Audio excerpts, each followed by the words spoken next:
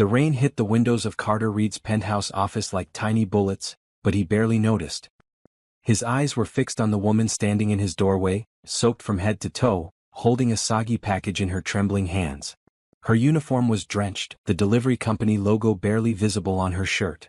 He felt that familiar twist of annoyance in his gut. Women like her were always after something: his money, his connections, his power. He'd seen it all before. "You're dripping all over my Italian marble," he said coldly, not bothering to get up from behind his imposing glass desk. The office was silent except for the soft hum of the air conditioning and the persistent tapping of rain against the windows.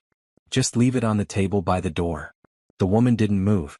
Instead, she took a step forward, leaving wet footprints on his pristine floor. "I need your signature, sir." "Company policy." Carter rolled his eyes. He checked his watch. A limited edition timepiece worth more than what this woman probably made in a year. "Fine. Bring it here." She walked toward him, her shoulders squared despite her soaked appearance. As she approached, he noticed something different about her. No batting eyelashes, no flirtatious smile, no obvious attempt to impress him. Just tired eyes and a determined set to her jaw. "You're late," he said sharply, taking the electronic signature pad from her. "This package was supposed to be here 3 hours ago." "I apologize, Mr. Reed," she replied, her voice steady despite her shivering. "There was an accident on Highway 18 that shut down 2 lanes. I tried calling your office but no one picked up." Carter scoffed. Excuses. He was surrounded by people who made excuses all day long. He scribbled his signature and thrust the pad back at her. "Next time, find a different route. I don't pay premium delivery fees to receive packages late." The woman took the pad and nodded, but then did something unexpected. She looked him directly in the eyes. "With all due respect, Mr. Reed, sometimes things happen that are beyond our control. I did my best." For a brief moment, Carter was speechless. People didn't talk to him that way, especially not service workers who needed his business. Before he could respond, his phone rang. He glanced at it. His CFO was calling. "Important business." "Just go," he waved her away dismissively. "And try to be on time next time." The woman turned and walked away, her back straight despite her drenched state. As she reached the door, Carter noticed something fall from her pocket. A small, handmade paper heart, clearly crafted by a child's hands. It landed silently on his expensive floor. "Wait," he called out, but she was already gone, the door closing behind her with a soft click. Carter Reed stared at the paper heart on his floor. For some reason, he couldn't just leave it there to be cleaned up by the evening janitorial staff. He found himself walking over to pick it up. The heart was made of red construction paper with "I love you, mommy," written in crooked, childish handwriting. Something about it made his own heart twinge uncomfortably. He walked to the window and looked down at the street below. Through the rain, he could see the delivery woman running to her truck, pulling her thin jacket tighter around herself. For a split second he felt something unfamiliar. Regret? Shame? He quickly pushed the feeling away. He didn't get to where he was by worrying about other people's feelings. Carter placed the paper heart on his desk and turned back to his work. But for the rest of the afternoon, he found his eyes drifting to that simple token of love, wondering about the woman who had stood up to him, and the child who loved her enough to craft such a gift. Little did he know, this rain-soaked encounter was about to change his life forever. Layla Thompson rushed back to her delivery van, blinking away tears of frustration that mixed with the raindrops on her face. The encounter with the arrogant billionaire was just the cherry on top of an already terrible day. Her ancient van had broken down twice, she'd been yelled at by 3 different customers about late deliveries, and now she was completely soaked. Starting the engine, she checked the time, 5:45 p.m. She still had to pick up her daughter from the after-school program by 6 o'clock, or she'd have to pay late fees she couldn't afford. Layla took a deep breath and pulled away from the curb, trying to calm her racing heart. "Just one more day," she whispered to herself. "Just keep going one more day." That had been her mantra for the past 5 years, ever since her husband had died unexpectedly, leaving her alone with their 2-year-old daughter, Zoe. One more day had turned into weeks, then months, then years of working multiple jobs, skipping meals so Zoe could eat, and falling into bed exhausted only to do it all again the next day. The rain was coming down harder now, making it difficult to see through the windshield even with the wipers on full speed. Layla navigated carefully through the downtown streets, thinking about Zoe. Today was her art show at school and Layla had promised to be there. Another promise she would have to break. When she finally pulled up to Bright Futures Academy, Layla checked her reflection in the rearview mirror. Her hair was a mess, her uniform still damp, and there were dark circles under her eyes. But she put on a smile as she ran into the building. Zoe was sitting alone on a bench in the hallway, her small backpack and art portfolio clutched to her chest. When she saw Layla, her face lit up. "Mommy? You made it." Layla scooped her daughter into a tight hug. "Of course I did, baby. I'm so sorry I couldn't be at your art show." Zoe pulled back, her bright eyes serious. "It's okay. Ms. Jenkins took pictures. And look, I won a ribbon." She proudly showed Layla a blue ribbon attached to her folder.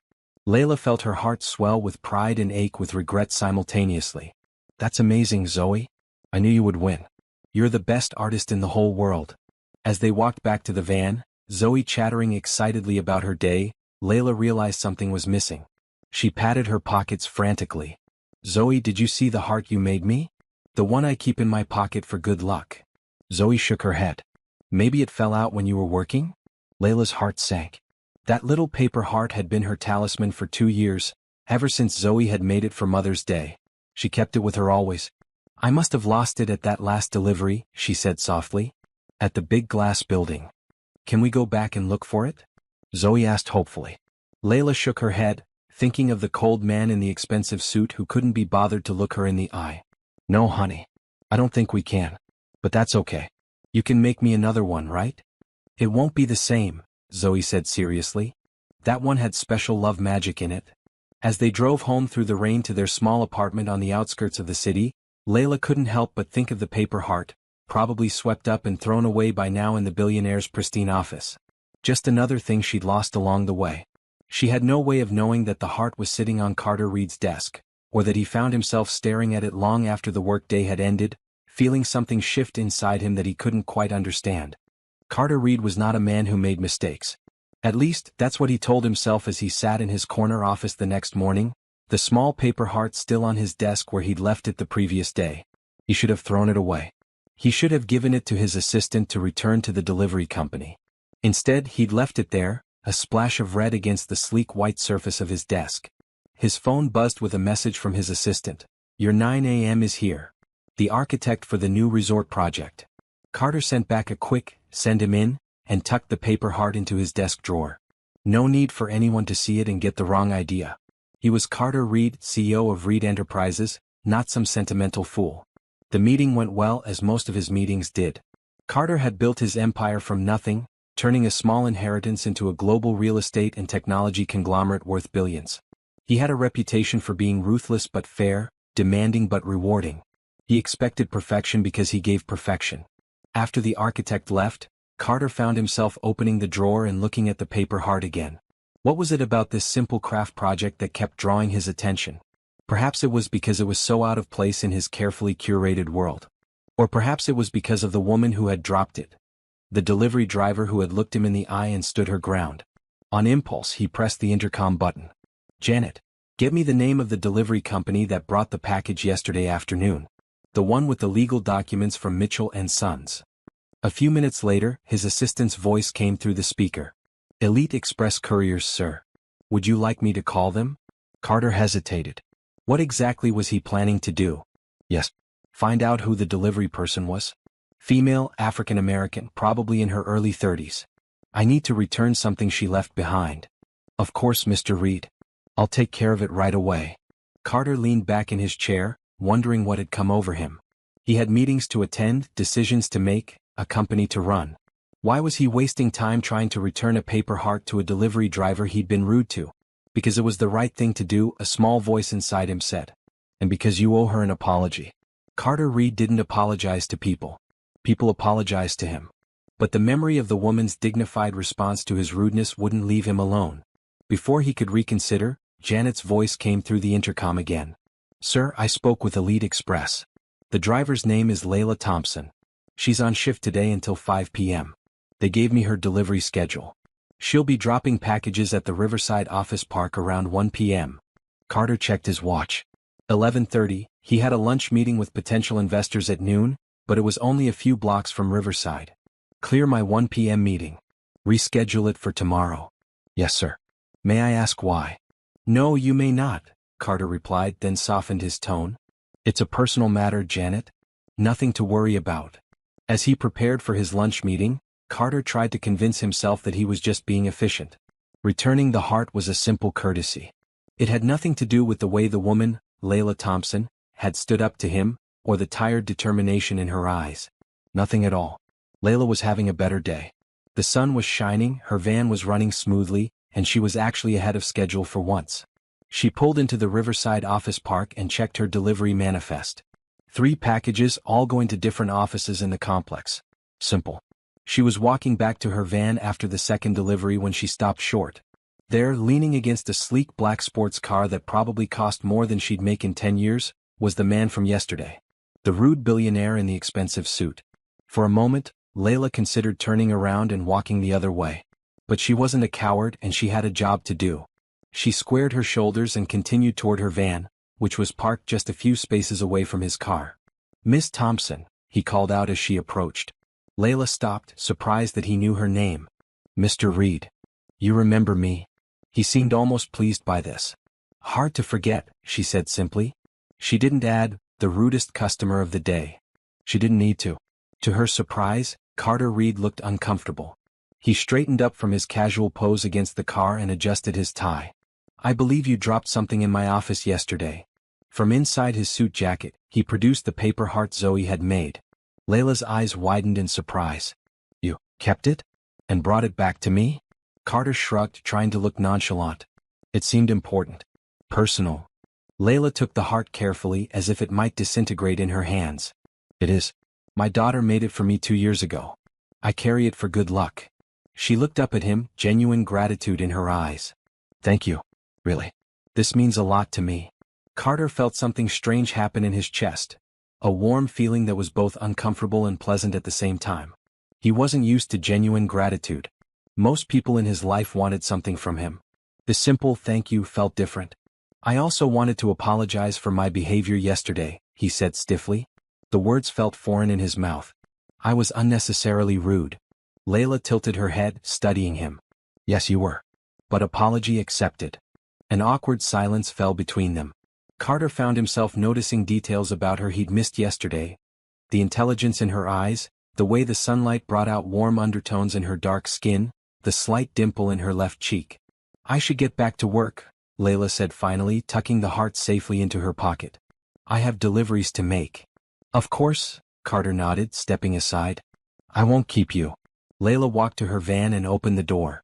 Before getting in, she turned back to him. "Mr. Reed?" "Yes." Most people wouldn't have bothered. "So, thank you again." She climbed into her van and drove away, leaving Carter standing in the parking lot, feeling strangely like he'd just missed something important. He had returned the heart, apologized, and should now feel satisfied with himself for doing the right thing. Case closed. Time to get back to his empire building. So why did he feel like this conversation wasn't finished? As he got into his car, his phone rang. Janet, his assistant. "Sir, Miss Patterson from the investment group called. They're very interested in the downtown project but want to move quickly. She's asking if you can meet her for dinner tonight to discuss details." Melissa Patterson was beautiful, sophisticated, and came from one of the wealthiest families in the state. She was exactly the type of woman Carter usually dated. Someone from his world who understood the game. "Tell her I'll meet her at Le Cirque at 8, he said automatically. As he drove back to his office, Carter found himself thinking not of his dinner plans with the elegant Miss Patterson, but of a paper heart and the hard-working woman who treasured it. Layla's small apartment was filled with the smell of spaghetti and the sound of Zoe's laughter. This was her favorite time of day, dinner with her daughter, hearing about school, art class, and the dramatic social lives of 7-year-olds. And then Tyler said he could jump higher than the monkey bars, but Miss Jenkins said no one was allowed to try, Zoe explained, twirling pasta around her fork with intense concentration. "Miss Jenkins is right," Layla said, passing her daughter a napkin. "That sounds dangerous. But Mommy, guess what else happened today? The most amazing thing." "What, baby?" Zoe's eyes lit up. "We're going on a field trip to the Science Museum next month. And they have real dinosaur bones and a space exhibit and everything." Layla felt a familiar twist in her stomach. Field trips meant permission slips and fees. Money she didn't have. But looking at Zoe's excited face, she knew she'd find a way. Maybe she could pick up an extra shift on the weekend. "That sounds wonderful, Zoe. You'll have such a good time." "The permission slip says parents can come too," Zoe said hopefully. Ms. Jenkins needs helpers. Layla's heart sank. Taking time off meant no pay, which wasn't an option right now. I'll have to see, sweetie. You know mommy has to work. Zoe's smile dimmed slightly, but she nodded. I know. It's okay. That night, after Zoe was asleep, Layla sat at her small kitchen table with bills spread out before her. The rent was due next week. The electric bill had a past due notice. Zoe needed new shoes. And now there was the field trip fee. Layla pulled out her delivery schedule for the next day and studied it. If she skipped lunch and pushed herself, maybe she could fit in a few extra deliveries. Elite Express paid per delivery, not by the hour. More packages meant more money. As she made her calculations, her hand brushed against her pocket where she'd put the paper heart. She pulled it out and smiled, still amazed that the billionaire had returned it to her. He'd even apologized, which had to be a rare occurrence for someone like him. Carter Reed. She'd looked him up after their second encounter. Founder and CEO of Reed Enterprises. Worth billions. Featured regularly in business magazines and tabloids alike. Usually with a different gorgeous woman on his arm at some glamorous event. A man from a completely different world than hers. Layla tucked the heart back into her pocket and returned to her bills. She had no time for daydreaming about handsome billionaires, even ones who occasionally showed unexpected kindness. She had real problems to solve and a daughter who was counting on her. Across town, Carter sat at a table in Le Cirque, one of the city's most exclusive restaurants. Across from him, Melissa Patterson was talking animatedly about her recent trip to Paris. She was objectively beautiful, blonde hair styled perfectly, makeup flawless, wearing a dress that probably cost more than some people's monthly rent. The gallery opening was divine, she was saying. Jean-Pierre is really revolutionizing the modern art scene. You should have come with me, Carter. You would have loved it. Carter nodded, making appropriate comments while his mind wandered. There was a time when this kind of evening would have held his full attention. The expensive wine, the beautiful woman, the business opportunities. Now he found himself oddly detached. Carter? Are you listening? Melissa's perfectly manicured hand reached across the table to touch his. Of course, he lied smoothly. Jean-Pierre's gallery. Revolutionary. Melissa smiled, satisfied. So, about the investment opportunity. Daddy thinks it's brilliant. He's willing to put in $20 million, but he wants assurances about the timeline. This caught Carter's attention. The downtown development project was important to him, not just for the profit potential, but because it included plans for affordable housing and a community center. Elements that his board had questioned but that he had insisted on including. The timeline is aggressive but achievable, he said, slipping into business mode. We can break ground in 3 months if the permits come through as expected. As Melissa launched into questions about profit margins and tax benefits, Carter found his thoughts drifting again. Not to the project but to Layla Thompson. What would she think of this restaurant, with its $200 entrees and $500 bottles of wine? What would she think of him, spending more on one dinner than she probably made in a week? Carter, really? What is wrong with you tonight? Melissa's voice had an edge to it now.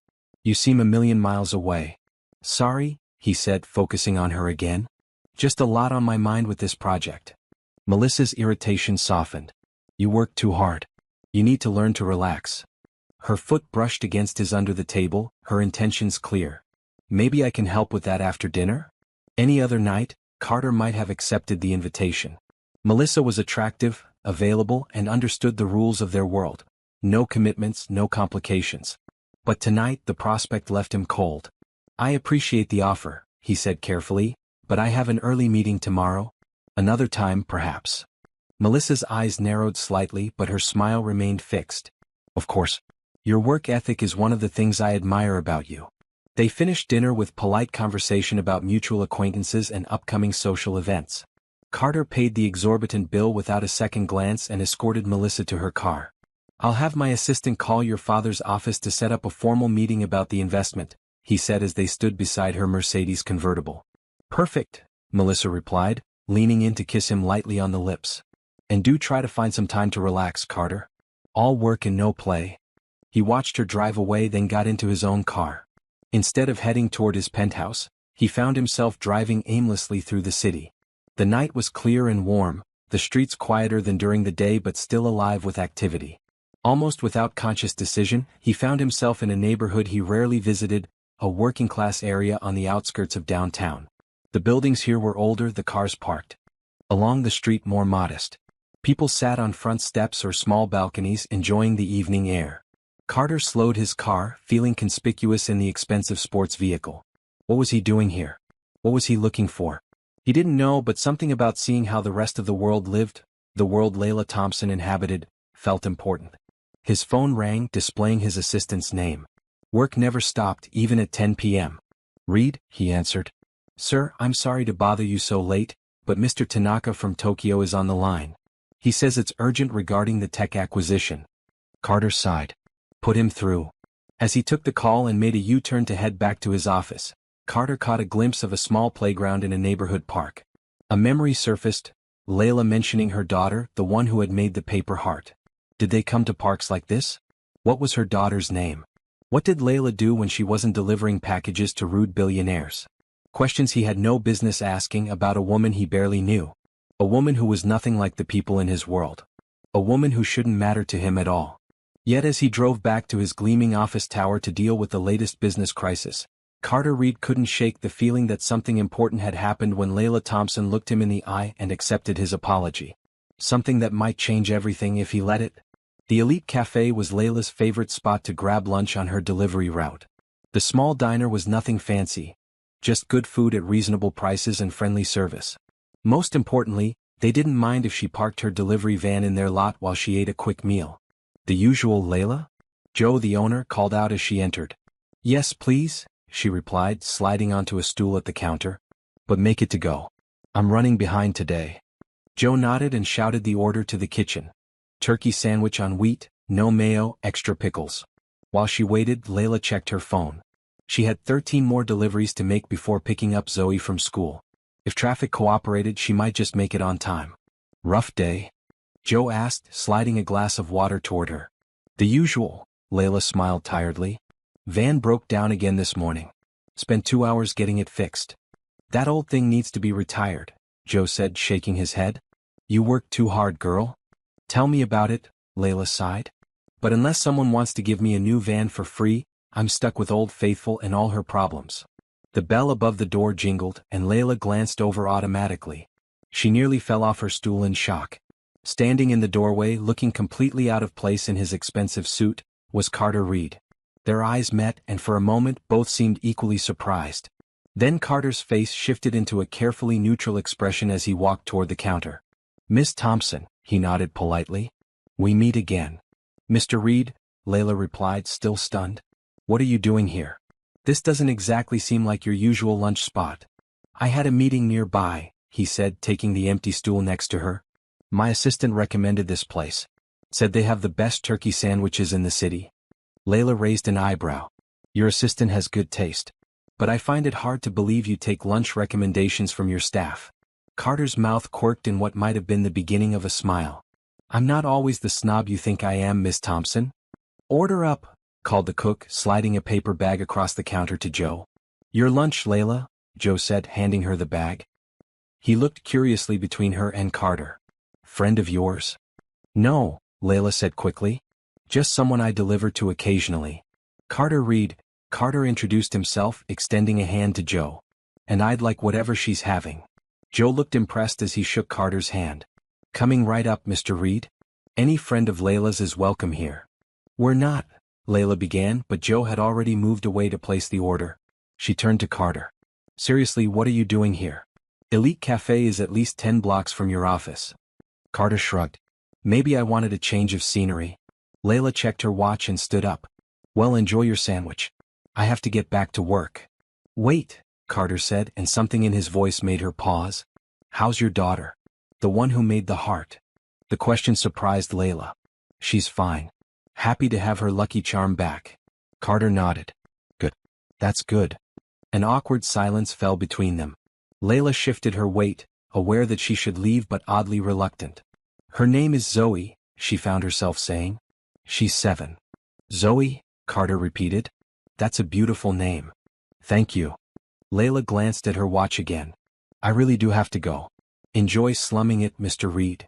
She turned to leave, but his voice stopped her again.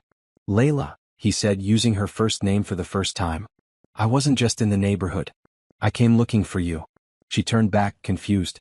"Why would you do that?" Carter looked uncomfortable as if he wasn't sure himself. I don't know exactly. I just wanted to see you again. Layla stared at him, trying to make sense of this confession. Was this some kind of game to him? Rich man slumming it with the working class? Look, Mr. Reed. Carter. Please.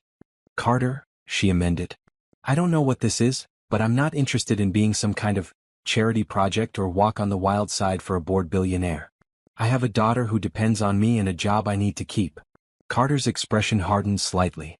That's not what this is. Then what is it? Layla challenged. Before he could answer, Joe returned with another paper bag. 1 turkey sandwich, no mayo, extra pickles. On the house, Mr. Reed. I can pay, Carter began, reaching for his wallet. Nope, Joe insisted. First-time customers eat free. House policy. Layla knew for a fact that no such policy existed, but she said nothing as Carter reluctantly accepted the free sandwich. Thank you, he said to Joe. I appreciate the hospitality. When Joe moved away, Carter turned back to Layla. Would you have dinner with me? Tonight or whenever you're free. Layla blinked in surprise. Dinner? Like a date? Yes, Carter said firmly. Like a date. Why? The question escaped before she could stop it. Carter seemed taken aback. Why does anyone ask someone to dinner? Because I find you interesting and would like to get to know you better. Layla shook her head. People like you don't date people like me. People like... What does that mean? You know exactly what it means, Layla said evenly. You're Carter Reed, billionaire CEO. I'm a single mom working as a delivery driver to make ends meet. We're from different worlds. Maybe that's why I'm interested, Carter said quietly. My world gets tiresome sometimes. Layla felt a flash of irritation. So I'm what then? A refreshing change of pace? A taste of how the other half lives. Carter ran a hand through his hair in frustration.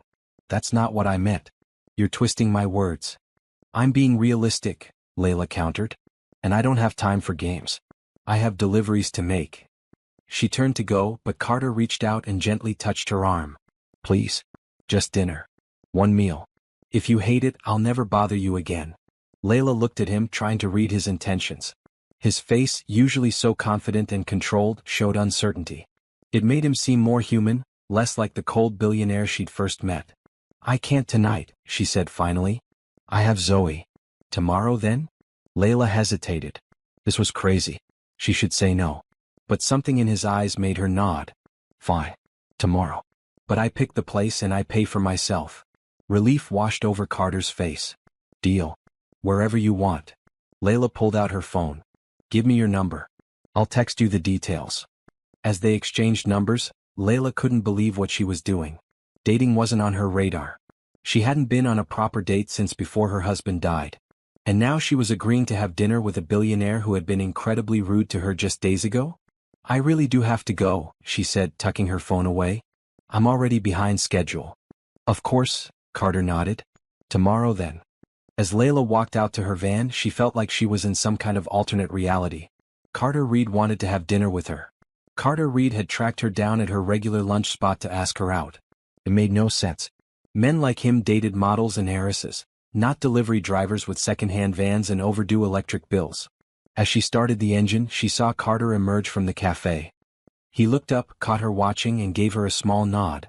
Something in her stomach fluttered in response. This is a mistake, she told herself firmly as she pulled away. A huge mistake.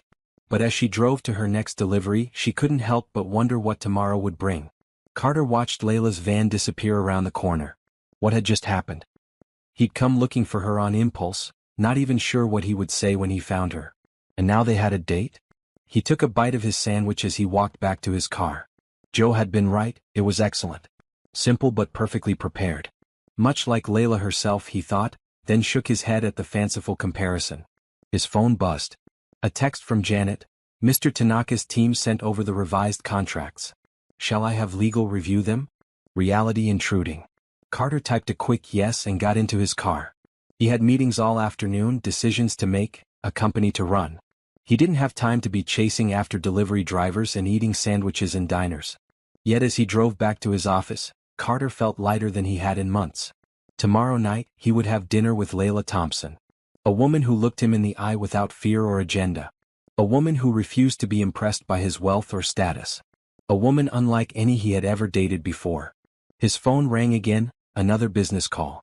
Carter answered it, slipping back into CEO mode. But in the back of his mind, a small voice whispered that something important had begun today. Something that might change everything. Layla stood in front of her closet, feeling ridiculous. She had exactly 3 nice outfits to choose from, and none of them seemed right for a date with a billionaire. Not that she was trying to impress him, she wasn't. But she also didn't want to look completely out of place. "Mommy, why are you trying on all your clothes?" Zoe asked from the doorway of Layla's small bedroom. "I'm going to have dinner with a friend tomorrow," Layla explained, holding up a simple black dress she hadn't worn in years. "And I don't know what to wear." "Is it a date?" Zoe asked, her eyes widening with interest. "No," Layla said automatically, then sighed. "Well, kind of. But it's not serious." "Is he nice?" Zoe asked, climbing onto Layla's bed. "Is he handsome?" Layla thought about Carter Reed, his cold demeanor when they'd first met, his unexpected kindness in returning the heart, his strangely vulnerable expression when he'd asked her to dinner. "He can be nice," she said carefully. "When he wants to be. And yes, I suppose he's handsome." "Will I get to meet him?" "No," Layla said quickly. "It's just dinner, Zoe. It doesn't mean anything." Zoe flopped back on the bed with a dramatic sigh. "Grown-ups are so boring. In my stories, the princess always meets the prince right away." Layla smiled despite herself. "Well, he's definitely not a prince. And I'm certainly not a princess." "You're prettier than any princess," Zoe declared loyally. "You should wear the blue dress. It matches your eyes." Layla looked at the dress in question. A simple wrap dress in deep blue that her sister had given her for her birthday last year. She'd only worn it once to a job interview she didn't get. "You think so?" Zoe nodded with all the confidence of a 7-year-old fashion expert. "Blue is the prettiest color. And you can wear your sparkly earrings." "My sparkly earrings, huh?" Layla laughed. "You've got this all figured out. Will Mrs. Garcia watch me tomorrow night?" Zoe asked, referring to their elderly neighbor who often babysat. "Yes. I already asked her. And I won't be late, promise." Zoe looked at her mother intently. "It's okay if you are. I'm a big girl now. I can stay up late sometimes." Layla sat down beside her daughter and pulled her into a hug. "When did you get so grown up?" "I've always been grown up," Zoe said matter-of-factly. "I just keep getting taller." As they laughed together, Layla pushed away her doubts about the next evening. It was just dinner. One meal with a man who probably wouldn't even call her afterward. No big deal. So why did it feel like she was standing on the edge of something both exciting and dangerous? Carter couldn't remember the last time he'd been nervous about a date. Yet here he was, changing his tie for the 3rd time, oddly anxious about meeting Layla Thompson for dinner. She had texted him the name of the restaurant, Bellinotte, a small Italian place in a middle-class neighborhood. Not his usual 5-star establishment, but that was fine. This wasn't a usual date. His phone buzzed with a text from her, running a few minutes late. "Babysitter issue. Sorry." Carter texted back, "No problem. Take your time." He arrived at the restaurant early and was pleasantly surprised. The place was small but charming, with checkered tablecloths and old black and white photos of Italy on the walls. The hostess raised an eyebrow at his expensive suit but led him to a table in the corner without comment. Carter ordered water and declined the wine list. He wanted to be clear-headed tonight. As he waited, he found himself genuinely curious about what Layla would be like outside of their brief encounters. What did she enjoy? What made her laugh? How had she ended up as a single mother working as a delivery driver? The door to the restaurant opened and Layla walked in. Carter felt his breath catch slightly. She was wearing a simple blue dress that highlighted her figure and brought out the warmth in her brown skin. Her hair, usually pulled back for work, fell in soft curls around her shoulders. She spotted him and walked over. Carter stood to greet her, suddenly aware that the typical air-kiss greeting he used for business dinners would be inappropriate. "Hi," he said simply, pulling out her chair. "Hi," she replied, looking a bit nervous as she sat down. "Sorry I'm late. My regular babysitter canceled at the last minute." "No problem," Carter assured her. "I hope you found someone reliable?" "My neighbor, Mrs. Garcia. She's wonderful with Zoe." Layla settled in, placing her napkin in her lap. "So, this is weird, right? It's not just me?" Carter laughed, relieved by her directness. "Definitely weird. But maybe in a good way." "We'll see," Layla said, a small smile playing at her lips. "I still don't understand why you asked me out." Would you believe me if I said I don't entirely understand it either? Carter replied honestly. There's just something about you. The way you stood up to me that first day. The way you didn't seem impressed or intimidated by who I am. Should I be intimidated? Layla asked, raising an eyebrow. Most people are. I don't have time to be intimidated by rich people, Layla said matter-of-factly. I'm too busy trying to pay my bills. The waiter arrived to take their orders. Layla chose a simple pasta dish, while Carter selected the special. When the waiter asked about wine, Layla shook her head. Just water for me. I'm driving. Same, Carter nodded. When the waiter left, an awkward silence fell between them. Carter realized that his usual date conversation topics, discussing mutual acquaintances, upcoming charity galas, or business ventures, wouldn't work here. Tell me about Zoe, he said finally. You mentioned she's 7? Layla's face softened immediately. Yes, she's in 2nd grade. Smart as a whip and way too perceptive for her age. She loves art, drawing, painting, anything creative. Like making paper hearts, Carter said with a smile. Exactly. She makes them for everyone she cares about. Says they're filled with love magic. Love magic. Her words, Layla laughed. But I believe it. That little paper heart has gotten me through some tough days. Carter nodded, thinking of the heart that had somehow led him here. What about her father? If you don't mind me asking. Layla's expression grew serious. Michael died 5 years ago. Car accident. Zoe was only 2. I'm sorry, Carter said sincerely. That must have been incredibly difficult. It was. Still is, sometimes. Layla took a sip of water. But we manage. Zoe doesn't really remember him, which breaks my heart sometimes. I try to keep his memory alive for her. Photos, stories, that kind of thing. Carter felt a wave of admiration for the woman sitting across from him. To lose her husband and raise a child alone while working a physically demanding job, it took a strength he wasn't sure he possessed. What about you? Layla asked, changing the subject. The tabloids say you've never been married. Is that true? Carter was surprised she knew anything about his personal life. You've read about me? I googled you after you returned the heart, Layla admitted. Seemed prudent to know who I was dealing with. Smart, Carter nodded. And yes, never married. Never even close, really. Why not? Seems like you'd have women lining up. They line up for Carter Reed, Billionaire CEO, he said with a touch of bitterness. Not for Carter Reed, the person. Is there a difference? Layla asked, genuinely curious. Carter considered the question. I'd like to think so. But it's been a long time since anyone has wanted to find out. Their food arrived, momentarily pausing the conversation. As they began to eat, Carter found himself relaxing. There was something refreshing about Layla's straightforward manner. This is excellent, he said, tasting his meal. How did you find this place? Michael and I used to come here, Layla said with a small smile. It was our favorite date night spot. Affordable but nice, and the food is always good. I'm honored you'd share it with me, Carter said, realizing the significance of her choice. Layla shrugged. It seemed fitting. Neutral territory. As they continued their meal, the conversation flowed more easily. Carter told her about growing up as the son of a small business owner, working in his father's hardware store, and using a modest inheritance to start his first real estate venture. Most people assume I was born rich, he explained. I wasn't. Comfortable, yes. But not wealthy. I built most of this myself. That's impressive, Layla acknowledged. But it doesn't explain why you're such a jerk to delivery drivers. Carter winced. Fair point. Success changed me, and not always for the better. When everyone says yes to you for years, you start to expect it. Well, I'm not afraid to say no, Layla said with a hint of challenge in her voice. I'm counting on that, Carter replied softly. Their eyes met across the table, and something shifted in the air between them. Carter found himself noticing the fullness of her lips, the way her earrings caught the light when she moved her head, the gentle rise and fall of her chest as she breathed. Layla broke eye contact first, glancing at her watch. I should probably get going soon. I promised Zoe I wouldn't be too late. Of course, Carter nodded, signaling for the check. When it arrived, Layla reached for her purse. I said I'd pay for myself, she reminded him. You picked the place, I get the bill, Carter countered. That was our deal, remember? That was definitely not our deal, Layla protested, but Carter had already handed his credit card to the waiter. Please. It's just dinner. Layla looked like she wanted to argue but finally nodded. Fine. But I'm not going to make a habit of letting billionaires buy me pasta. Noted, Carter smiled.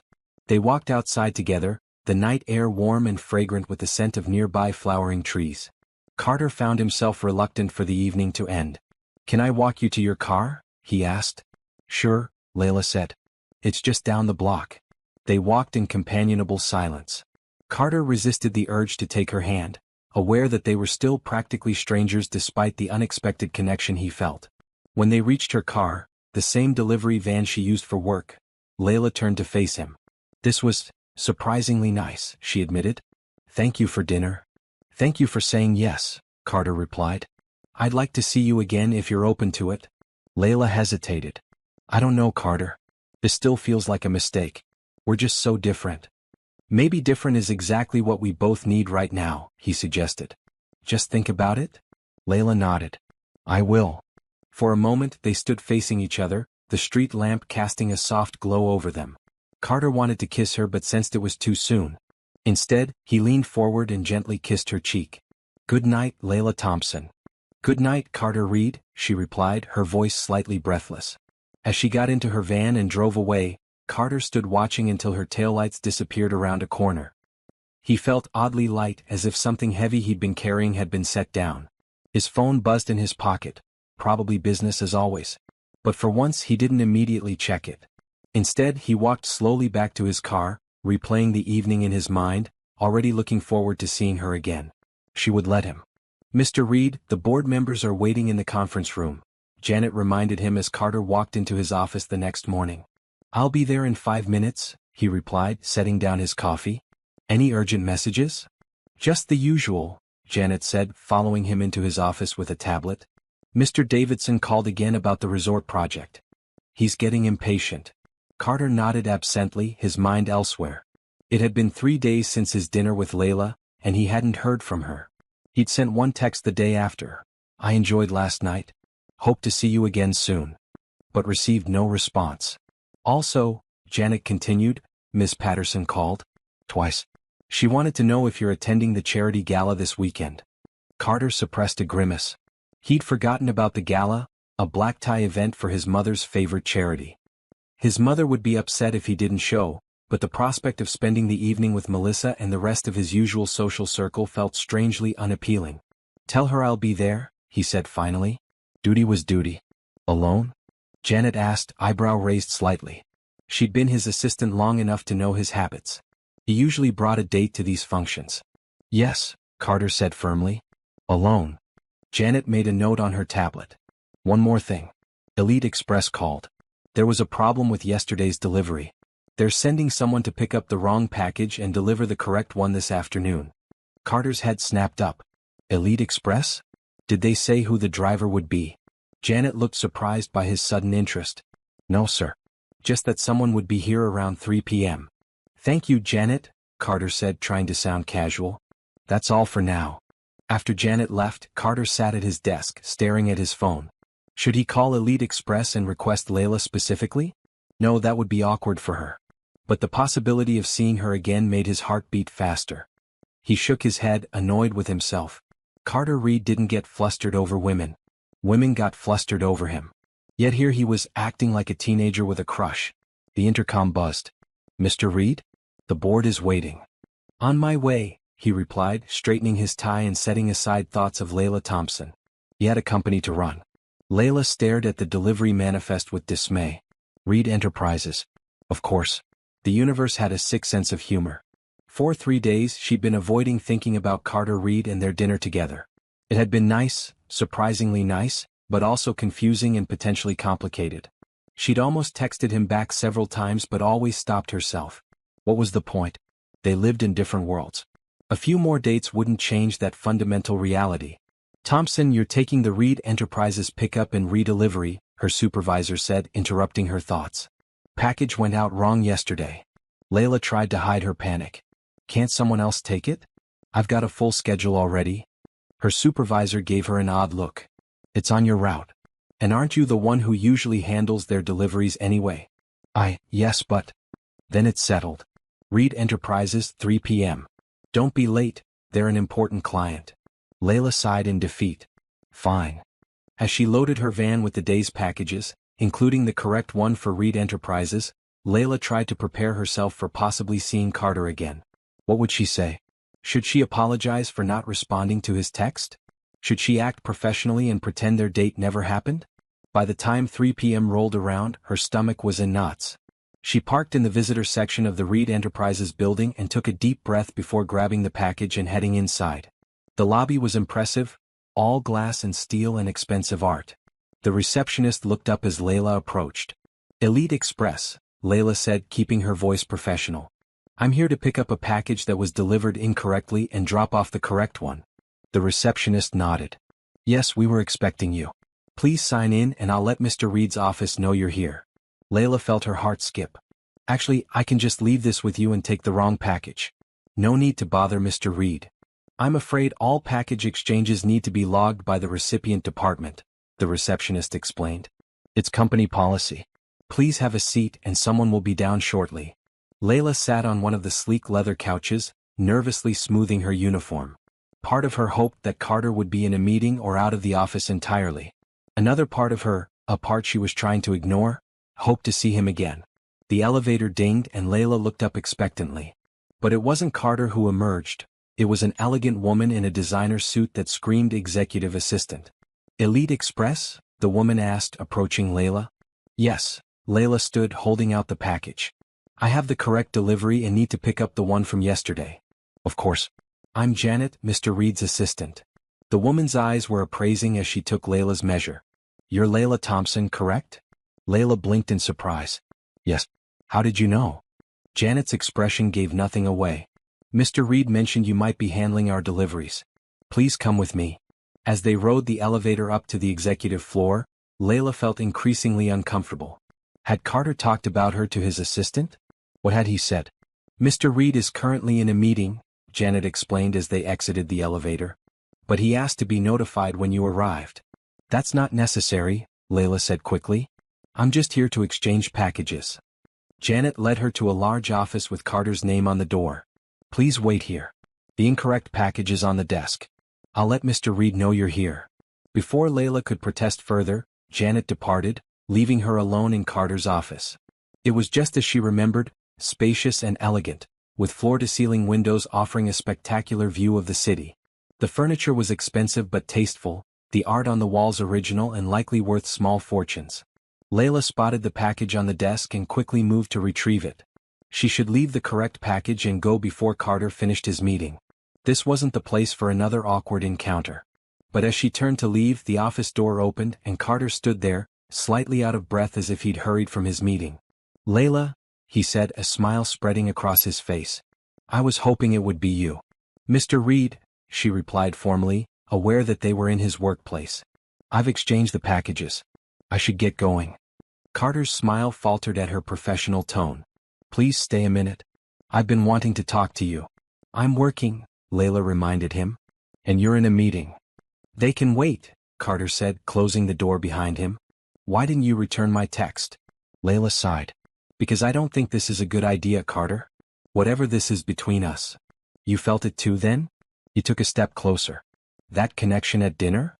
"It doesn't matter what I felt," Layla said, clutching the wrong package to her chest like a shield. "We're from different worlds. This can only end badly." "You don't know that," Carter argued. "Why not give it a chance?" Layla gestured around the opulent office. "Look at where you work, where you live. Look at who you are. Now look at me, a delivery driver in a uniform living paycheck to paycheck. This isn't a fairy tale, Carter. It's real life." Before Carter could respond, there was a knock at the door, and it opened to reveal a striking blonde woman in an expensive dress. She stopped short at the sight of Layla. "Carter, the board is getting restless," she said, her eyes moving between them with obvious curiosity. "Oh, I didn't realize you were busy." "Melissa," Carter said, his tone neutral. "This is Ms. Thompson from Elite Express. She was just delivering a package." Melissa's expression cleared. "I see. Well, don't let us keep you, Miss Thompson. I'm sure you have other deliveries to make." The dismissal was polite but clear.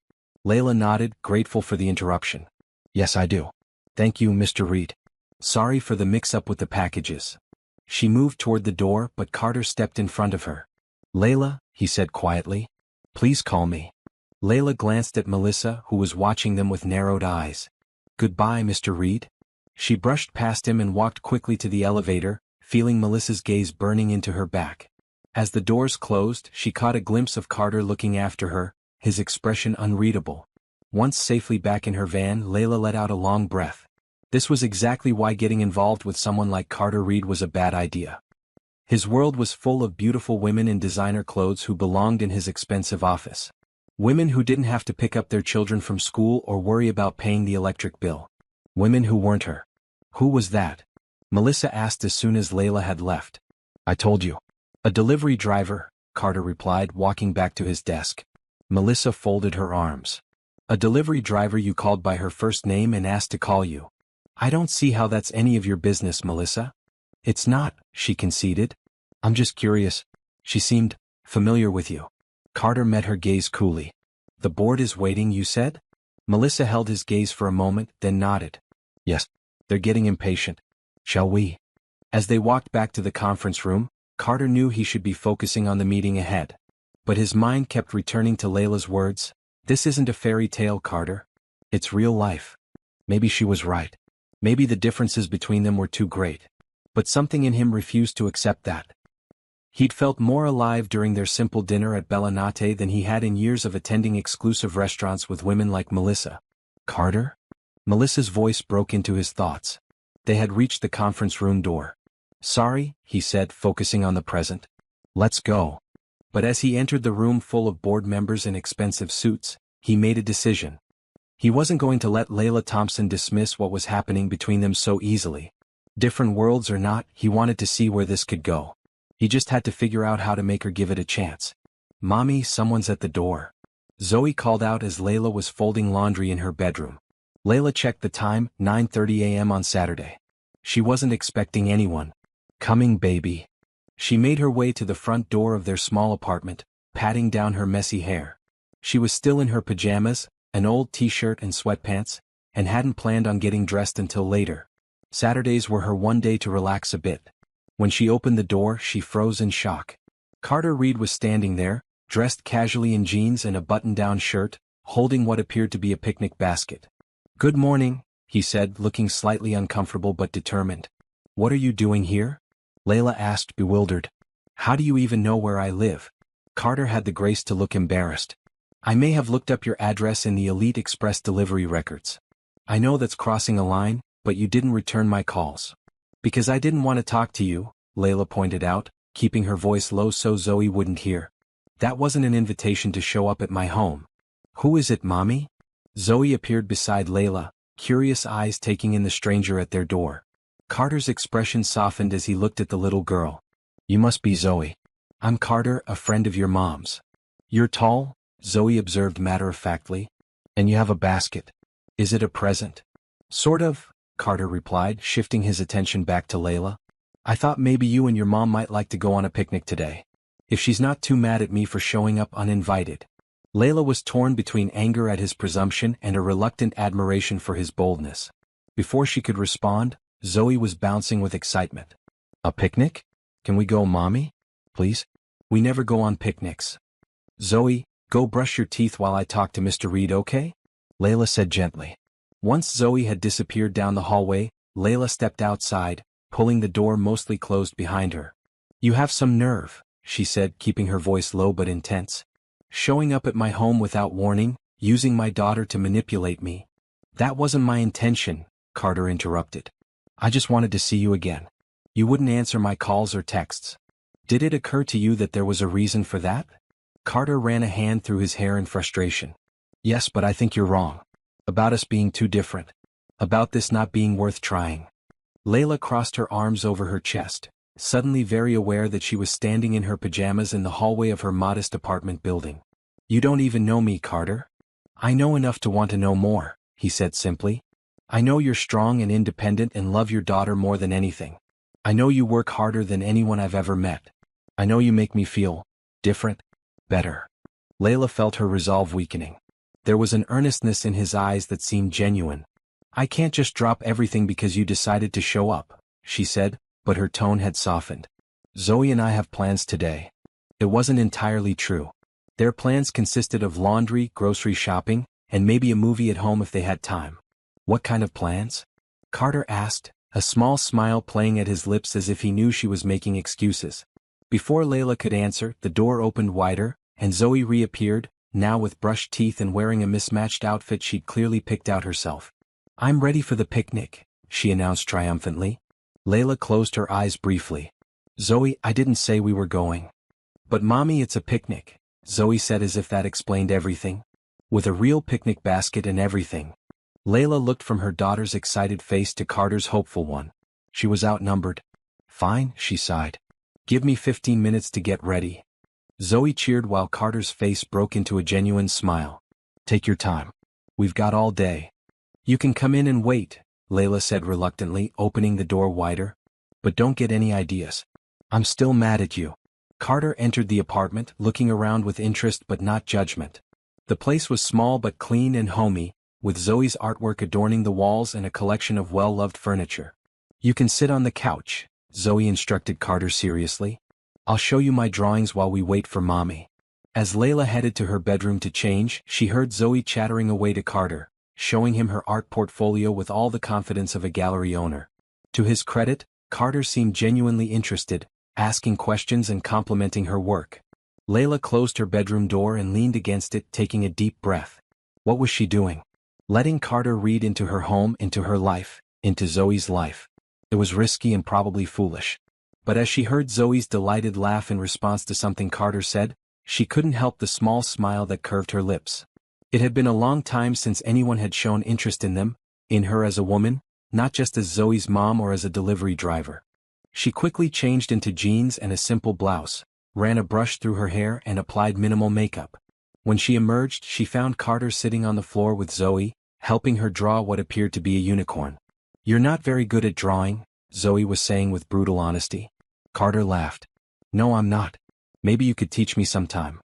"I could," Zoe agreed seriously. "You need lots of practice."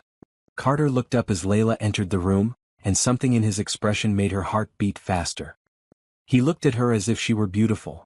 Not just attractive but truly beautiful, despite her simple clothes and minimal makeup. "Ready?" he asked, standing up. "As I'll ever be," Layla replied, picking up her purse. "Where exactly are we going for this picnic?" "There's a park not far from here," Carter said. "Unless you have a better suggestion?" "Westlake Park has ducks," Zoe suggested eagerly. "And a playground." "Westlake Park it is," Carter agreed. "My car is outside." Layla hesitated. "We can take my van. It has Zoe's booster seat." "I brought one," Carter said, then quickly added, "I asked Janet, my assistant, what a 7-year-old would need for a car ride. She did some research." Layla raised an eyebrow, impressed despite herself at his thoroughness. "You really planned this, didn't you?" "I really wanted to see you again," he replied simply. The drive to the park was filled with Zoe's chatter from the back seat. She asked Carter dozens of questions. Did he like ice cream? Yes. Could he swim? Yes. Did he know how to do cartwheels? No, but he'd love to learn. Did he have any pets? No, but he'd had a dog as a child. Layla watched him answering patiently, engaging with Zoe's curiosity with a warmth she hadn't expected from the cold businessman she'd first met. It was yet another side to Carter Reed, and it was appealing. At the park, Carter carried the picnic basket while Zoe ran ahead to the playground. Layla walked beside him, still not entirely sure how she felt about this surprise outing. "I am sorry for showing up unannounced," Carter said quietly as they walked. "But I'm not sorry to be here with you." Layla sighed. It was presumptuous. "I preferred determined," Carter smiled. "But point taken. Next time I'll call first." "Next time?" "I'm optimistic," he shrugged. They found a spot under a large oak tree with a good view of the playground where Zoe was already making friends with other children. Carter spread out a blanket, an actual picnic blanket, Layla noted with amusement, and began unpacking the basket.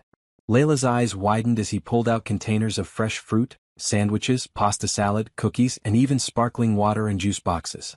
"Did you make all this yourself?" she asked skeptically. Carter laughed. "No. But I did pick everything out personally. Janet just helped with the execution."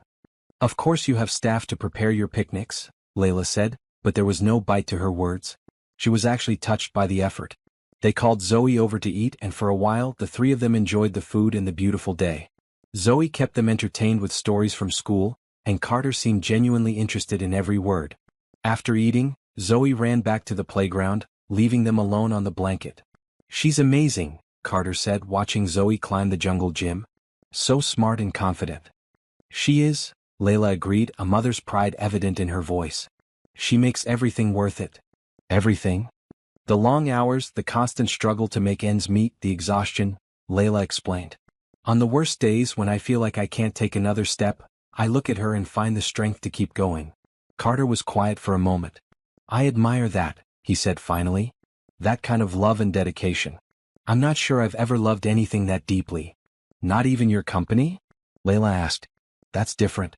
The company is an achievement, a creation. But it doesn't love me back. There was a vulnerability in his words that caught Layla off guard. For all his wealth and power, Carter Reed seemed lonely in a way she hadn't expected. Is that why you're here? She asked softly. Looking for something that loves you back? Carter turned to meet her gaze. Maybe. Or maybe I'm just looking for something real in a world that often feels artificial.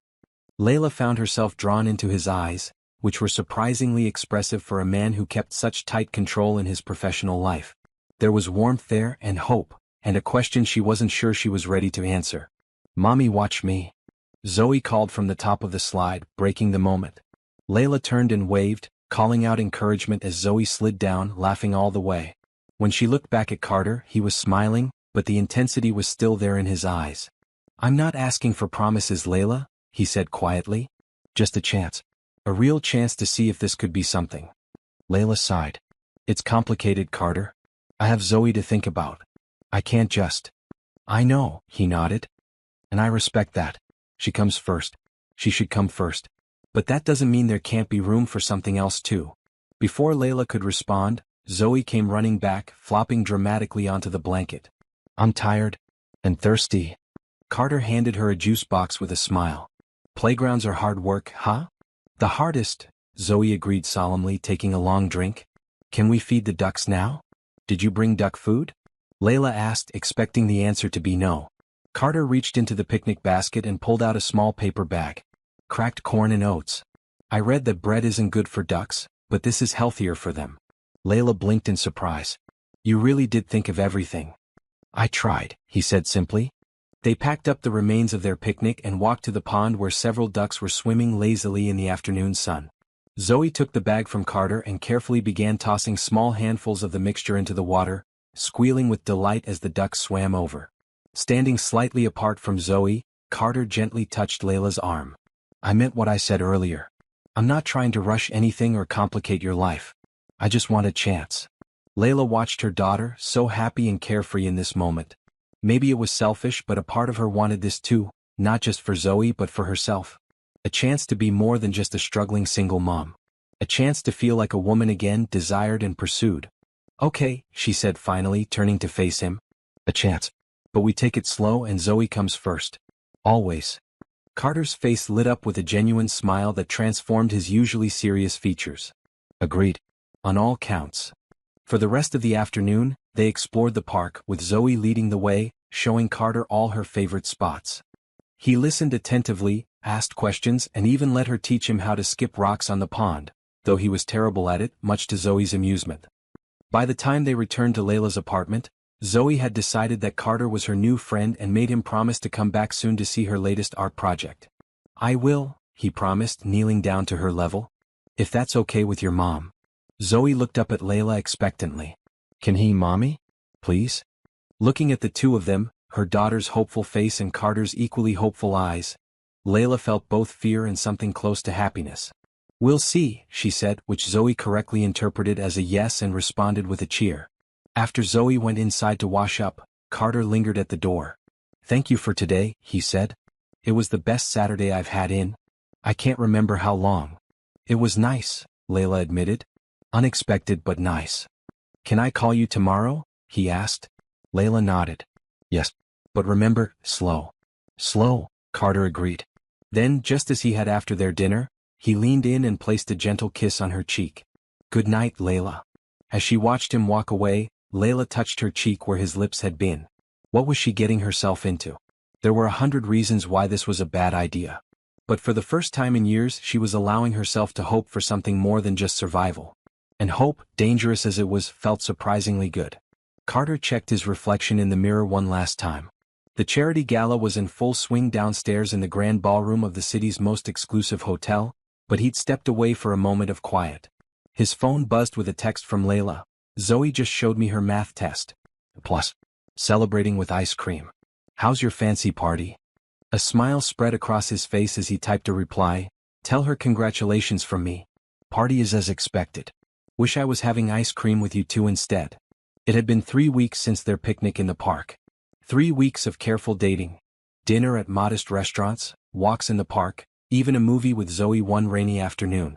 Carter had respected Layla's request to take things slow, never pushing for more than she was ready to give. He pocketed his phone and straightened his bow tie. Time to get back to the gala. His mother would be looking for him. As he descended the grand staircase, he spotted her immediately, Eleanor Reed, elegant in a designer gown, holding court among her society friends. She waved him over as soon as she saw him. Carter, darling, where have you been hiding? She asked, kissing his cheek. Melissa has been looking everywhere for you. Carter suppressed a sigh. His mother had been trying to match him with Melissa Patterson for years, convinced they were perfect for each other.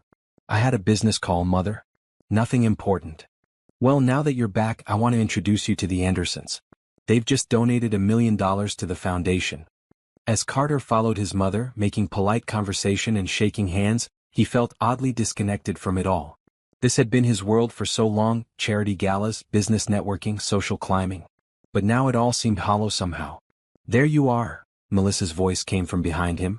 She looked stunning in a form-fitting red gown, her blonde hair artfully arranged. I was beginning to think you were avoiding me. Just making the rounds, Carter replied smoothly. You look lovely tonight, Melissa. Thank you, she smiled, taking his arm possessively. I heard the most interesting rumor about you recently. Carter raised an eyebrow. Oh. Apparently you've been seen around town with a delivery driver? Of all things. Melissa's tone was light, but there was an edge to her words. Slumming it, Carter? How charitable. Carter felt a surge of anger but kept his expression neutral. I wasn't aware my personal life was the subject of gossip. Everything you do is subject to gossip, Melissa reminded him. You're Carter Reed. So is it true? Before Carter could respond, his mother rejoined them. What are you two whispering about? Melissa, you look divine in that dress. Thank you, Mrs. Reed, Melissa smiled warmly. I was just asking Carter about his new friend. The delivery woman? Eleanor's smile froze slightly. I'm sure I don't know what you're talking about. It's nothing, Mother, Carter said firmly, giving Melissa a warning look. Just someone I've been spending some time with. Well, as long as it's nothing serious, Eleanor said with a small laugh. Now both of you come with me. The Wilsons just arrived and they're considering a major donation. As they moved through the crowd, Carter felt his phone buzz again. Another text from Layla. Zoe wants to know if you'll come to her school art show next week. No pressure. Carter smiled to himself. A school art show sounded infinitely more appealing than this glittering but empty affair.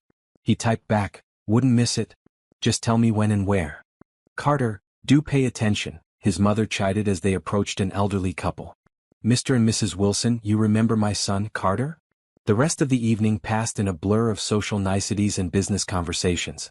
Carter played his part perfectly, charming, attentive, the successful businessman and generous donor. But his mind kept drifting to Layla and Zoe, wondering what they were doing, wishing he was with them instead. When he finally escaped around midnight, declining Melissa's not-so-subtle invitation to join her for a nightcap, Carter felt exhausted. Not physically but emotionally. The contrast between his public life and the simple, genuine moments he'd been sharing with Layla was becoming increasingly stark. As he drove home, he called Layla, hoping she was still awake. Hey, she answered, her voice warm. How was the gala? Exhausting, he admitted. How was the ice cream celebration? Messy, Layla laughed. Zoe got chocolate all over her face and somehow in her hair. But she was so proud of that test. She should be. She works hard. Carter had seen firsthand how diligently Zoe approached her schoolwork, even at 7. She's excited that you might come to her art show, Layla said. But I told her you're very busy and might not be able to make it. I'll be there, Carter said firmly. I'll move meetings if I have to. There was a pause before Layla spoke again. Carter, are you sure about all this? About us. What do you mean? I saw pictures from your gala online, she said quietly. You looked like you belonged there. with all those beautiful people in their expensive clothes. It made me realize again how different our worlds are. Carter sighed. That world, it's not as real as it looks, Layla. It's all surface, all performance. What I have with you and Zoe, that feels real. But it's still your world, she pointed out. Those people, that lifestyle. I don't fit into that picture, Carter. Maybe I don't want to fit into that picture anymore, he said, surprising himself with the admission. Maybe I'm ready for something different. There was another pause, longer this time. It's not that simple and you know it, Layla finally said. You can't just walk away from who you are. No, Carter agreed. But I can choose who I want to be with. And I choose you, Layla. If you'll have me. He heard her soft intake of breath. Let's talk tomorrow, okay? It's late, and this feels like a conversation we should have in person. Okay, Carter agreed. Good night, Layla. Good night, Carter. As he hung up, Carter realized that he'd never felt this way before. This mixture of certainty and uncertainty, of fear and hope. He knew what he wanted, Layla and Zoe in his life, not just as a casual relationship but as something more permanent. But he also knew the obstacles they faced were real. Different worlds indeed. The question was, could those worlds truly come together or would they inevitably pull apart? The following week, Carter found himself sitting in a folding chair in the gymnasium of Bright Futures Academy, surrounded by parents and teachers waiting for the student art show to begin. He felt conspicuously out of place in his designer suit among the casually dressed families, but he'd come straight from a board meeting. Layla sat beside him, beautiful in a simple sundress, her hand occasionally brushing against his. They hadn't fully resolved their conversation from the night of the gala, but they'd agreed to keep moving forward, one day at a time. Thank you for coming, Layla said softly as they waited for the show to start. It means the world to Zoe. I wouldn't have missed it, Carter replied honestly. The lights dimmed and a teacher stepped forward to introduce the art show. One by one, students came onto the small stage to present their artwork and explain their inspiration. When it was Zoe's turn, Carter felt an unexpected surge of pride. She walked confidently to the center of the stage, holding a large canvas. My painting is called My Family, she announced in a clear voice. It shows the people I love most in the world. She turned the canvas around and Carter's breath caught. Zoe had painted 3 figures holding hands in front of a house. A woman with dark curly hair, a small girl with pigtails and a tall man in a suit. This is my mom, Zoe explained, pointing. She's the strongest, bravest person ever. And this is me. And this, she pointed to the man in the suit, is Carter. He's my mom's special friend who takes us to the park and helps me with art even though he's not very good at drawing. A ripple of laughter went through the audience. Carter sat frozen, overwhelmed by emotion. Beside him, Layla had gone very still.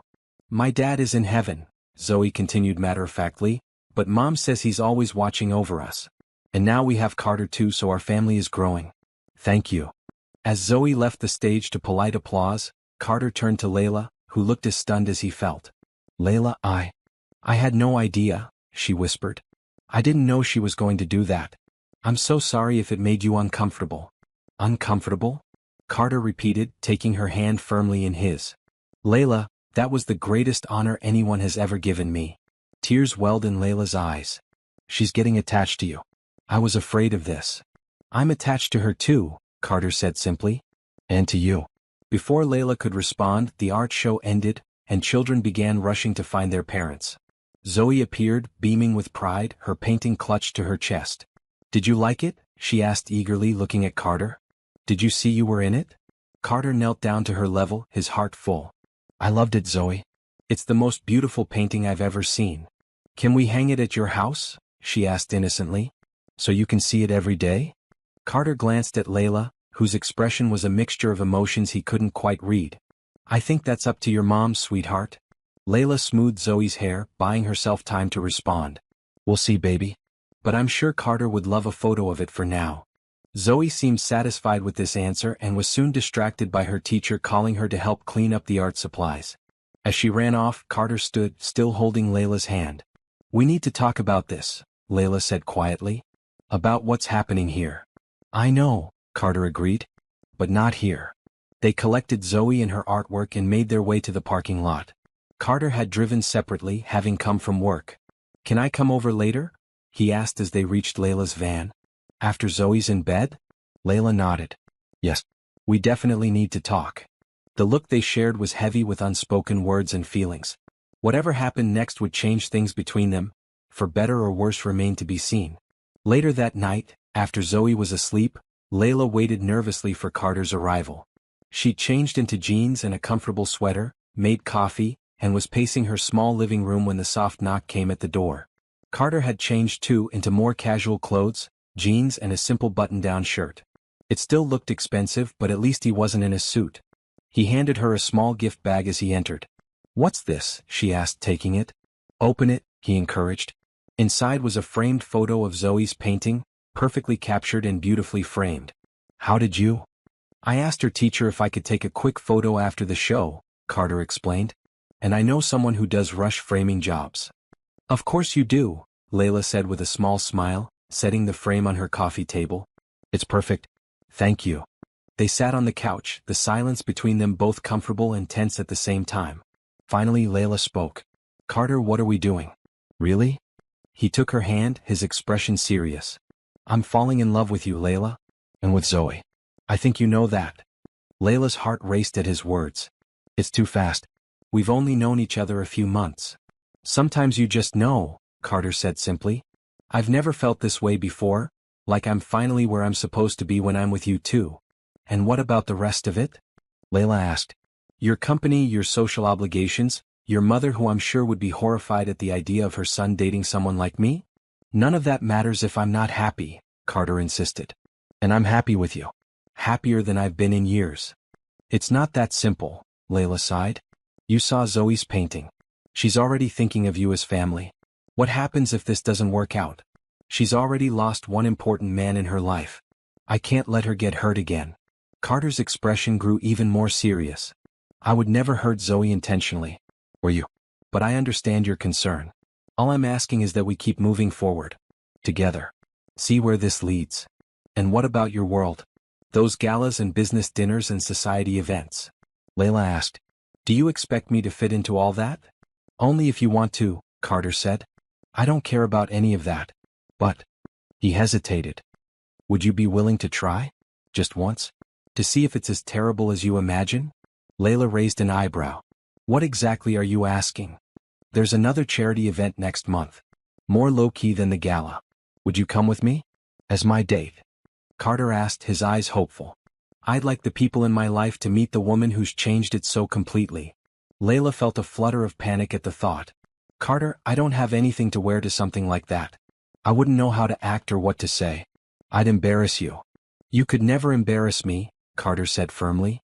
"And as for what to wear, let me help with that. Please?" Layla wanted to refuse, to keep their relationship safely contained within the boundaries she understood. But looking at Carter's earnest expression, she found herself nodding. "Okay. One event. But if it's a disaster, you can't say I didn't warn you."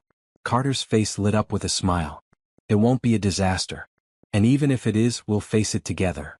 He leaned in and kissed her softly, and Layla felt herself responding, the warmth of his lips against hers sending a thrill through her body. When they pulled apart, both were slightly breathless. "I should go," Carter said reluctantly. "It's getting late." Layla nodded, walking him to the door. Before he left, Carter turned to her once more. "I meant what I said, Layla. I'm falling in love with you. Both of you. Whatever challenges come with that, we'll figure them out." After he was gone, Layla stood at the door for a long moment, her fingers touching her lips where his had been. She was falling in love too, as terrifying as that was to admit. But could love really be enough to bridge the vast differences between their worlds? She didn't know. But like Carter, she was willing to find out. "Mommy, you look like a princess." Zoe gasped as Layla emerged from her bedroom in the gown Carter had helped her select for the charity event. The dress was midnight blue, simple but elegant, highlighting Layla's natural beauty without trying to make her into someone she wasn't. Carter had insisted on paying for it, despite her protests, arguing that he was the one dragging her to this event in the first place. "Do I look okay?" Layla asked nervously, smoothing the unfamiliar fabric. "Not too much." "You look beautiful," Mrs. Garcia, their elderly neighbor who was watching Zoe for the evening, assured her. "That young man of yours won't be able to take his eyes off you." As if on cue, there was a knock at the door. Zoe ran to answer it, revealing Carter in a tuxedo, holding a small bouquet of flowers. His eyes widened appreciatively as he took in Layla's appearance. You look stunning, he said softly. You clean up pretty well yourself, Layla replied, trying to hide her nervousness with humor. Carter handed her the flowers, not roses but her favorite lilies. Another small detail he'd remembered from their conversations.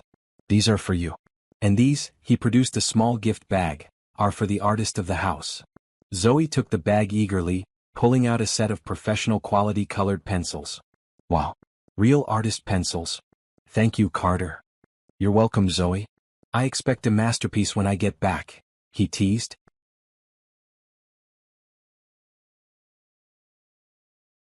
After saying goodbye to Zoe and thanking Mrs. Garcia, they headed down to where Carter's car waited.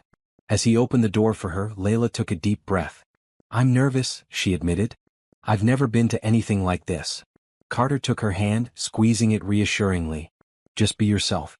That's who I want by my side tonight. The event was being held at the city's art museum, which had been transformed with elegant lighting and floral arrangements. As they walked in, Layla felt eyes turning toward them, or more specifically toward Carter. Carter Reed. A woman in her 60s approached, air-kissing Carter's cheeks. I was beginning to think you weren't coming. I wouldn't miss it, Mrs. Whitmore, Carter replied politely. This is Layla Thompson. Layla, this is Elizabeth Whitmore, one of my mother's oldest friends and the chairwoman of tonight's event. Lovely to meet you, dear, Mrs. Whitmore said, studying Layla with undisguised curiosity. Carter rarely brings dates to these functions. You must be special. She is, Carter said firmly, placing a supportive hand on Layla's lower back. As they moved through the crowd, Carter introduced Layla to dozens of people, business associates, friends, charity board members. She did her best to remember names and smile at the right moments, but it was overwhelming. The wealth in the room was staggering, from the designer clothes to the casual mentions of vacation homes and private jets. You're doing great, Carter whispered as they momentarily found themselves alone. How are you feeling? Like I'm in a foreign country without a phrasebook, Layla admitted. But I'm okay. Really? Before Carter could respond, a familiar voice called his name. Carter. There you are. Melissa Patterson approached, stunning in a designer gown, her eyes quickly assessing Layla before dismissing her. I've been looking for you. Your mother wants to introduce you to Senator Williams. Melissa, Carter nodded coolly. You remember Layla Thompson? Vaguely, Melissa replied with a thin smile. The delivery person, right? How unexpected to see you here. Layla felt her cheeks warm at the obvious condescension, but before she could respond, another voice joined the conversation. Carter, darling, there you are. An elegant older woman approached, her resemblance to Carter unmistakable. His mother. Senator Williams is eager to discuss the downtown project with you. Oh, you have company. Her eyes fell on Layla, taking in her appearance with a single evaluating glance. I don't believe we've met. Mother, this is Layla Thompson, Carter said, his voice steady. Layla, my mother, Eleanor Reed. It's a pleasure to meet you, Mrs. Reed, Layla said politely, extending her hand. Eleanor took it briefly, her smile not reaching her eyes. How lovely. And how did you meet my son, Miss Thompson? I delivered a package to his office, Layla replied honestly, refusing to be ashamed of her job. Eleanor's eyebrows rose slightly. How serendipitous. Carter, the senator is waiting. I'm sure Miss Thompson won't mind if we steal you away for a moment. Carter looked at Layla questioningly. She nodded. Go ahead. I'll be fine. I'll just be a few minutes, he promised, squeezing her hand before following his mother. Left alone with Melissa, Layla braced herself for more condescension. She wasn't disappointed. You're wasting your time, you know, Melissa said, sipping her champagne. Carter may be going through some kind of phase, but eventually he'll remember who he is and where he belongs. And where's that? Layla asked, keeping her voice even. Here. In this world. With people like us. Melissa gestured around the room. Not with a delivery driver from the wrong side of town, no matter how pretty she might be. Layla felt anger rising but refused to show it. I think that's for Carter to decide, don't you? Melissa laughed softly. Oh honey. You really don't understand how this works, do you? People like Carter Reed don't end up with people like you. It's just not done. Perhaps you don't know Carter as well as you think you do, Layla suggested. Melissa's eyes narrowed. I've known him for years. We move in the same circles, understand the same pressures and obligations. We speak the same language. Can you say the same? Before Layla could respond, she felt a hand on her arm. Carter had returned, his expression darkening as he took in the tension between the two women. "Everything okay here?" he asked. "Perfectly fine," Melissa said smoothly. "Just getting to know Layla a little better. If you'll excuse me, I see someone I need to speak with."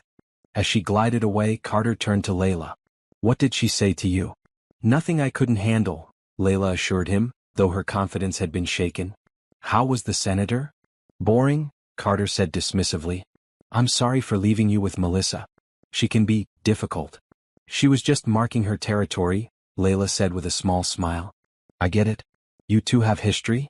"Nothing serious," Carter shrugged. "We've dated on and off over the years, but it was never anything meaningful. At least not to me."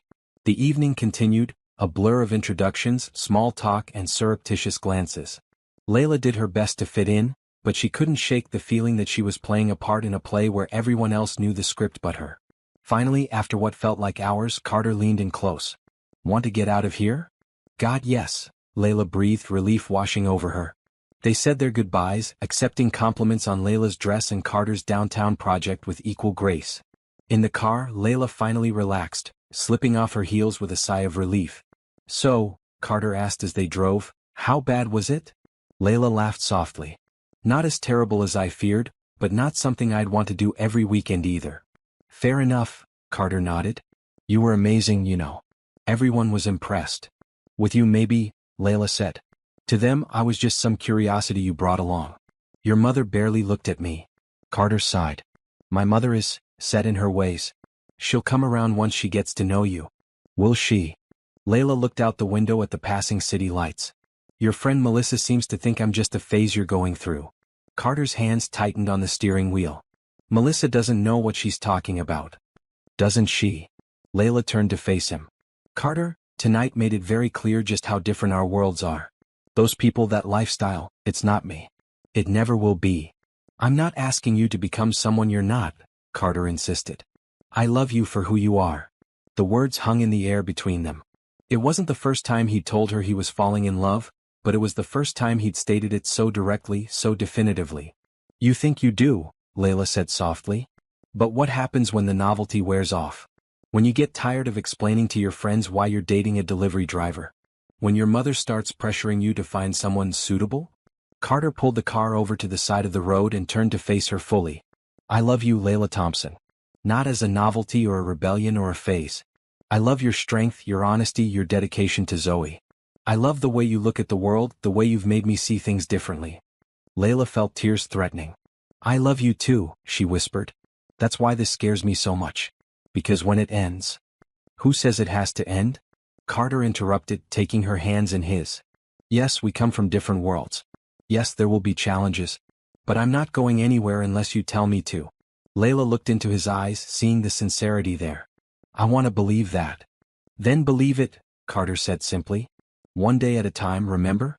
That's what we agreed." Layla nodded, squeezing his hands. "One day at a time." Carter leaned across and kissed her, a kiss full of promise and reassurance. When they pulled apart, both were smiling. "Now," Carter said, starting the car again, "what do you say we go pick up Zoe and get ice cream? I need something normal after all that fancy finger food." Layla laughed, feeling the tension drain away. "Ice cream sounds perfect." As they drove toward her apartment, Layla found herself hoping, against all logical reasoning, that maybe, just maybe, love really could be enough to bridge the gap between their worlds. 6 months had passed since Layla first delivered a package to Carter Reed's office and accidentally dropped Zoe's paper heart. 6 months of cautious dating, of gradually merging their vastly different lives, of falling deeper in love despite the obstacles. Today, Layla stood in the empty living room of her apartment, surrounded by packed boxes. After years in this small space, she and Zoe were moving, not to Carter's penthouse as he had initially suggested, but to a comfortable house in a good neighborhood halfway between Zoe's school and Carter's office. "Mommy, are the movers coming soon?" Zoe asked, bouncing with excitement. At 8 years old now, she had embraced the idea of moving with typical childlike adaptability. "Soon, baby," Layla assured her. "Why don't you make sure your special treasures box is ready? We'll take that in our car." As Zoe ran off to check her most precious possessions, Layla walked through the apartment one last time. So many memories here, hard times, yes, but good ones too. This had been their safe haven after Michael died, the place where she had raised Zoe alone, where they had built their little family of two. And now they were expanding that family to include Carter. Not through marriage, not yet, though they had discussed it. For now this was the right step. A new home chosen together where they could create new memories. The sound of a key in the lock announced Carter's arrival. He'd insisted on having his own key months ago, wanting to be able to come and go freely, to be part of their daily lives. "Ready for the big day?" he asked, pulling Layla into a hug. "Almost," she said, leaning into his embrace. "Just saying goodbye to this place." Carter looked around the small apartment with respect. "It's been a good home for you too." "It has," Layla agreed. "But I'm ready for our new one." Carter smiled at the word, our, a simple pronoun that meant everything. Over the past months, they had carefully navigated the integration of their lives.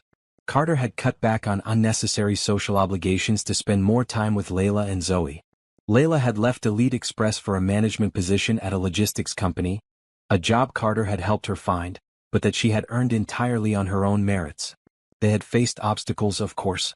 Eleanor Reed had been cold toward Layla at first, clearly disapproving of her son's choice.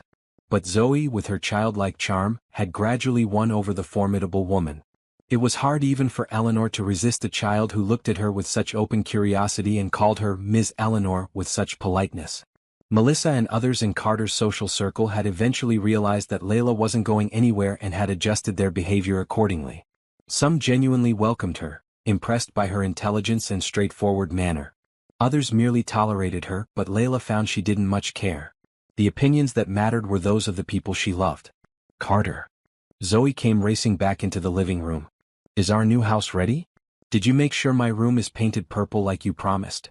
"Purple walls, purple curtains, even purple door handles," Carter confirmed solemnly. "It's so purple I think I turned purple just looking at it."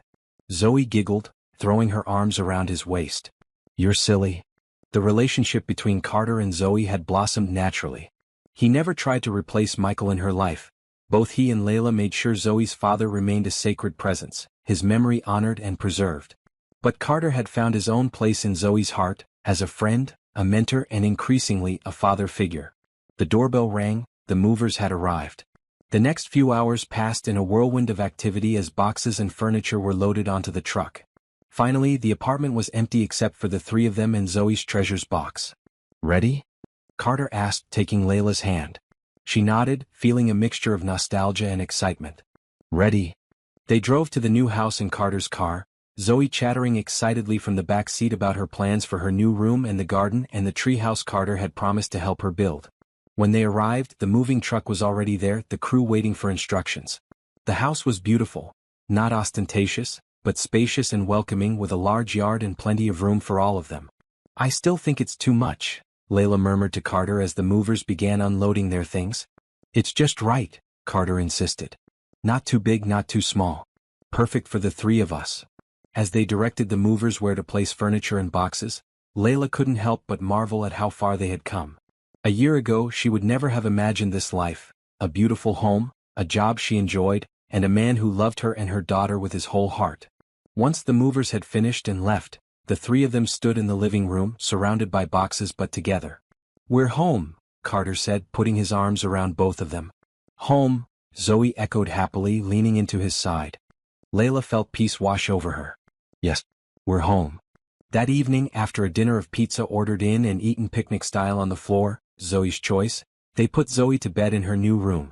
She fell asleep almost immediately, surrounded by her familiar stuffed animals, exhausted from the excitement of the day.